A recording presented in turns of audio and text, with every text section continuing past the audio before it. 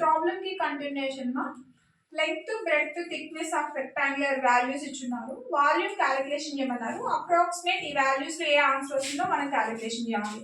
Seema rectangular volume V equal to LBH. Solution మా problem కి V equal to length 1.024 into 0.56 into 0.331. Multiplication చేస్తే మనకి value 1.77 into 10 power minus 3 వస్తుంది students.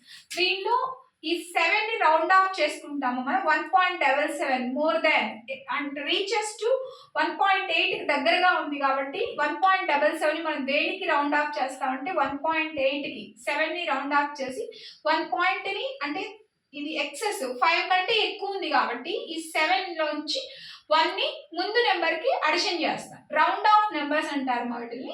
1.8 into 10 power minus 3 వస్తుంది. అంటే ఇక్కడ ఉన్న వాల్యూ రౌండ్ ఆఫ్ చేయాలి అంటే మోర్ దాన్ 5 ఉండాలి. 5 కంటే ఎక్కువ వాల్యూ ఈ ఫస్ట్ డిజిట్ లో ఉన్నప్పుడు దాని ముందుండే నెంబర్ కి 1 అడిషన్ చేసి రౌండ్ ఆఫ్ చేయడం వల్ల మనకి 1.8 అంటే 1.8 కి దగ్గరగా ఉంటుంది.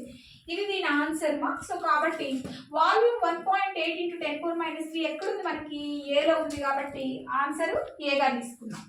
Next cube. ఓకేనా. సో క్యూబ్ ప్రాబ్లం అంటే సిగ్నిఫికెంట్ ఫిగర్స్ ఇలాగే ఇస్తాడు. ఓకేనా.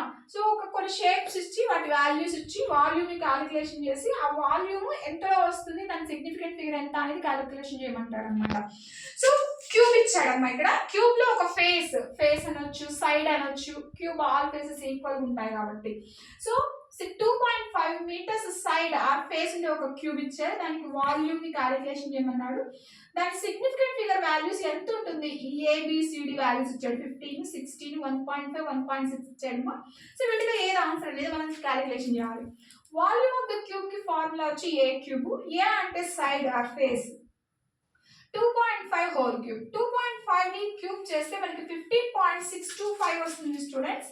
ఈ 15.625 మనకు ఆప్షన్స్ లో ఉందా లేదా చెక్ చేసుకోండి. 15 ఉంది, 15.625 లేదు. సో 15 ఎగ్జాక్ట్ 15 ఇచ్చాడు, తీసుకోవడానికి లేదు. 1.5 అన్నాడు, 1.6 అన్నాడు, ఈ రెండు కాదు.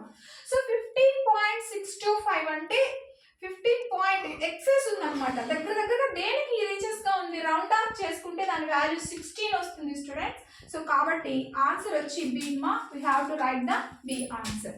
ఓకేనా. సిగ్నిఫికెంట్ ఫిగర్స్ లో రౌండ్ ఆఫ్ చేసుకుంటూ సిగ్నిఫికెంట్ ఫిగర్స్ ని నోట్ చేసుకొని ఇలా క్యాలిక్యులేషన్స్ చేయమన్నప్పుడు రౌండ్ ఆఫ్ డిజిట్స్ పాసిబుల్ ఉంటే రౌండ్ ఆఫ్ చేసుకొని సిగ్నిఫికెంట్ ఫిగర్స్ ని రాయాలి. ఓకేనా. Thank you students. Next class errors problematic objective చెప్తాను మా. Thank you.